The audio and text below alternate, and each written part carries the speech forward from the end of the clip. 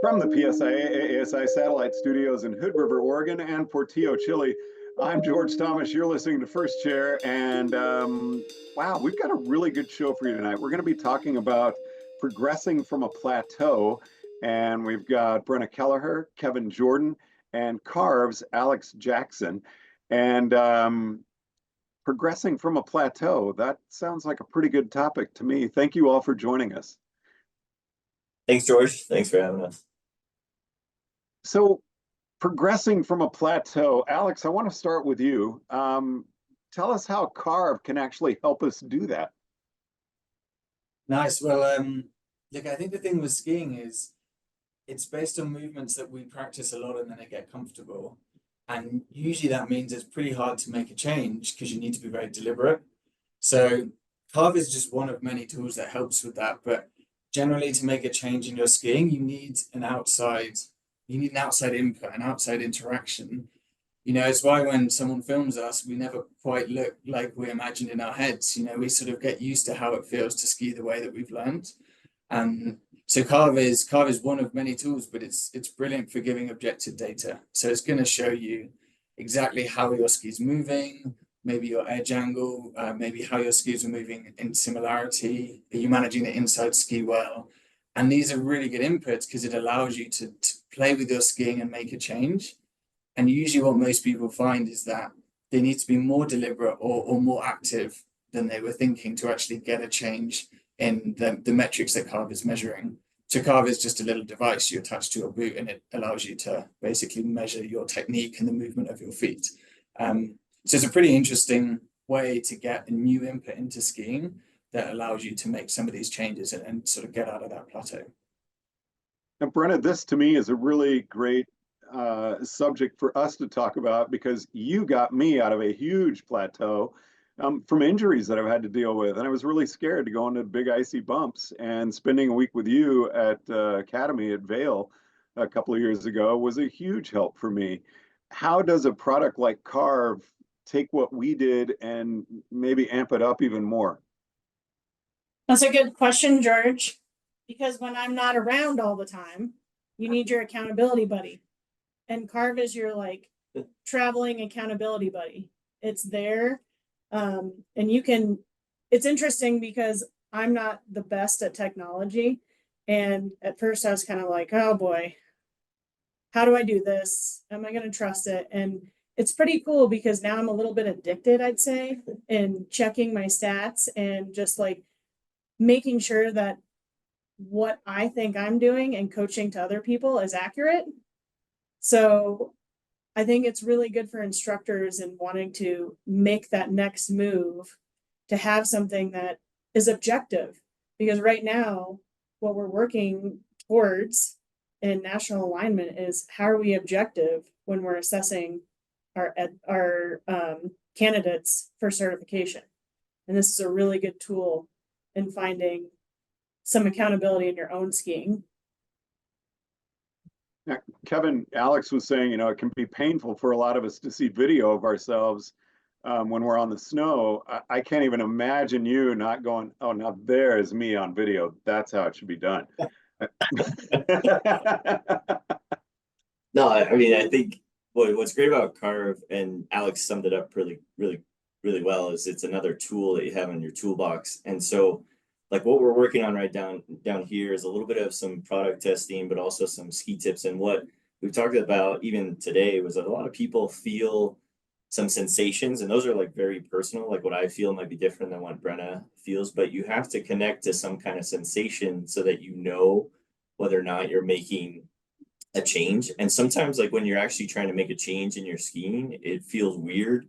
It feels not super cool, and people are very uncomfortable. They're outside of their comfort zone. So what's cool about using CARV is that it can give you some objective data in terms of metrics, and it can measure certain things that then you can compare against, Brenna. I would also say maybe we're competing a little bit, and that she had to actually beat me today in a score, which tomorrow is another day, and maybe I will try to beat her. But one of the things, I actually told Alex this on the chairlift, but one of the things that I looked for in my own improvement was I actually started to ski underneath chairlifts, which I don't love doing because it's one of those things where it's oh man, am I that guy that's showing off for people, but it really actually helped me because I couldn't see the changes that I was making because I was working on them every turn. So I couldn't see it because it was still happening. So every so often I'd ski underneath a chairlift and then I'd wait for someone to maybe come up to me later and be like, "Oh my gosh, that was so good." Like I was hoping that's what they said, or they could say, "Oh my gosh, that was so bad. What were you thinking?" Like going underneath there, but I needed some external data. I couldn't really like film myself that well. So I started to do that, but I've really enjoyed using CARV and using it to help me improve and work at a particular metric or statistic, that can just help me get better. So Alex, how does this work? How do you get feedback quickly? Is it an app? Is it something you look at after you're done and you're reviewing on the computer? How does this work? Yeah, I mean, we basically what we try to do is find ways of using sensors that allow us to measure what's going on in the feet. So CARV actually is only really looking at the feet because there's a lot of stuff in your upper body, a lot of things about the timing of your center of mass and your base of support, but a lot of that stuff does translate through the feet because that's your point of contact with the ski and the snow. So we try to make the smallest possible sensors that measure that, and then that feeds to an app as you're skiing, just using Bluetooth. So it's always sending data to your app. And then there's a few different ways you can use it. You can just have data. A lot of instructors, about 10% of our users are instructors, and they just like having data. It's like a mirror to their skiing. And I think a lot of your audience will already have things they're working on. They sort of know there's different tactics I can use to try and fix this skill, but then it gives them a mirror for their skiing. And so you can look at that at the end of the run. You can even run it during a lesson and look at it at the end of the day. We have a lot of people who do that just to keep a check on their own skiing. But then there's a very active mode with headphones when you're skiing, so you actually get sounds or you get coaching tips written by people like Kevin and Brenna, which is pretty cool. But I think, for your audience, I think most people's use is actually just getting the data, and then you guys will know what changes you're trying to make, and then it sort of reflects it back to you. So Brenna, do you see this really as a big help in clinicking, or is it something that you see really becoming more mainstream and ending up as a teaching tool for lessons? I think it's gonna be beneficial in both of those areas. I think a lot of people come to a lesson, they leave a lesson with a summary of what they need to work on, but oftentimes they forget what exactly they need to work on. This is a way for you to check in and have a purpose when you ski. So you're not just out there going, I remember my instructor saying this, but I can't exactly remember what they meant by that. And this is your check-in. And if you go with an instructor with CARV, that's going to be even more beneficial because then you're going to be able to get some video feedback and you're going to be able to associate the data and the visibility of what you are doing, confirmation with the instructor and the app of what you need to do in order to get past a plateau. Kevin, how long have you been using CARV, and how have you really seen it be beneficial to your ski improvement? Yeah, so my story with CARV is I have a friend, Thomas Renau. He's based in Aspen. He literally put the units, like the footbed thing and the tracker, which is just like the Bluetooth device that communicates to your phone, in my boots, and then he taught me how to ski. So every single run, I was trying to do different things. So for example, like there's a metric in there that kind of measures like your G-force, right?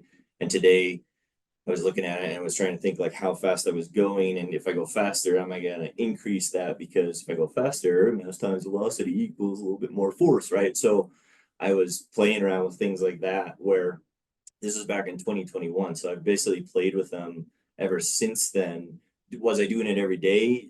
Yeah, sometimes. Was I doing it other times? But I think one thing that maybe the audience will ask is like, well, will this replace me as a ski or snow sports instructor? And the answer is no.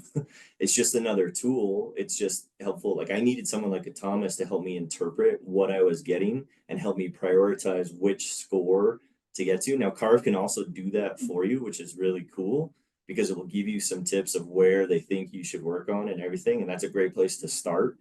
And it's also helpful to talk to other users, and then you compare some scores, because literally Brennan and I were skiing the same run and she was scoring higher on certain metrics. So then I was like, well, what is she doing that's different than I'm doing? And then that was helping to kind of just cue my focus as to what I could do or what I could do to change. So it's like hyper. I mean, imagine like the only other objective data was like we went to a race course where the gates are all set the same. And then, Alex is going to time us, and she goes down and she smokes me by like 5 seconds because that probably was going to happen. So now I have to figure out like, what can I do to improve? But that's the only objective data that we had. Now with CARV, you have all these other metrics that you can use that can help you prioritize where do you want to start and how can you help guide a lesson. And it's only a matter of time before more and more guests show up and want snow sports instructors to be knowledgeable about what they should be working on according to what they're getting. So Alex, you have someone like Kevin who gets chicked in the race course. Can you look at CARV and be able to tell Kevin by comparing what he did with Brenna and say, well, you'll get chicked a little bit less if you do this, this, and this? Just by looking at that data. I think that diplomatically the answer is yes, but I think you guys, like, when we build the product, we're good at the data and the tech and the sciencey side, but we always love working with instructors to bring that level of knowledge. So the real answer is what we'd actually do is we take the raw data and we'd actually discuss it with Kevin and Brenna, and basically you guys would help us work through that problem. I think, we're pretty good at knowing, like, we're really good at the techie stuff and the data, but we always work with the best instructors to bring the coaching side.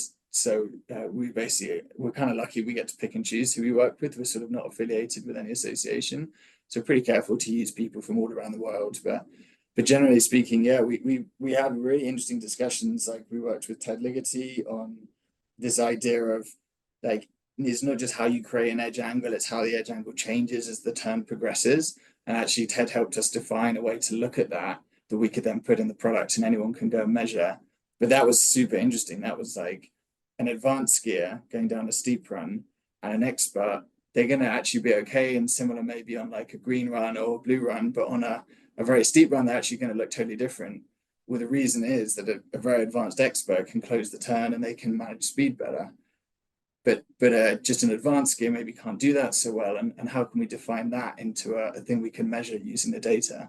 So that's actually, to answer the question of what we do in that case, that is literally what we did with Ted. And I think, we try and create something that anyone can go and measure in their skiing. And another question for you, Alex. We've talked a lot about skiing. Is CARV available for snowboarders? Yeah, so we get asked this a lot. I mean, honestly, just making the product accurate and a useful tool for skiers is extremely hard. We're a pretty small team, so we're staying really focused on that. I definitely think we will go to snowboarders at some point, but we're still quite small, so we really just want to do the best job possible for skiers. But yeah, we'll let you know. I think a few years out, probably from snowboarding, I think there's still a lot we've got to accomplish in skiing. Brenna, anything you want to say in conclusion? This is your chance to ski with some purpose and check in, but also have great friends and a unique community, because there's a lot of people out there on CARV, and I didn't realize how the community is spreading. And it's pretty cool to like check in and know who's on it and see who's at different resorts that you can check in with. And it's also a community, which is really neat. And skiing is about community. So those are my closing words, George. Kevin, how about a wrap up? Yeah, I think one of the things that's really important about CARV is, like Alex said, they're a small team, but they're a team that really cares. Like, they're constantly tweaking this algorithm and all their metrics, and they're trying to ask, like, are we asking the right questions? Can we make this better? Can we really help people improve in their skiing based on the data? Because now we're creating more data, and they have 5 million turns, at least 5 million now, and 500 million turns, and approaching, like, at some point they will have 1 billion turns, which may happen very soon. But one of the things that's interesting is, like, even today we're skiing around, we're ripping some turns, we're looking at our scores, and then he's actually messaging one of the data scientists to say, is this accurate? Like, what I'm seeing and what the score is that tracking?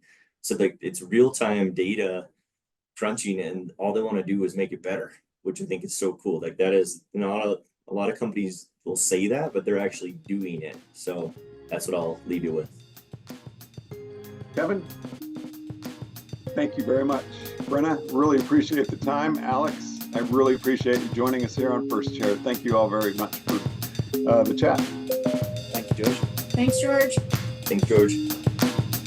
From the PSIA-AASI Satellite Studios in Hood River, Oregon, I'm George Thomas.